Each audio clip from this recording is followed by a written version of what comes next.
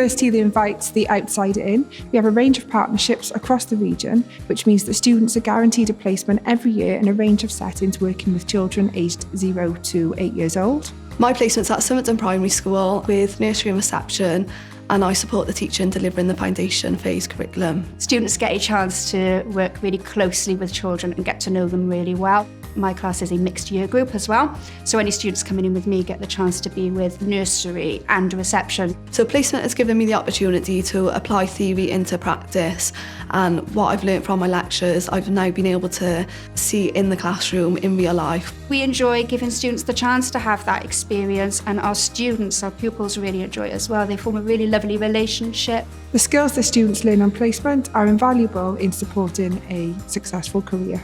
It's allowed me to build up a portfolio of evidence aligned with Social Care Wales competencies, which then enables me, when I finish the course, to be a fully qualified early years practitioner. The reason I chose this course was because I've always wanted to work with early years children, but not knowing which capacity I'd like to work with them. So this course has allowed me to keep my options open by exploring different settings.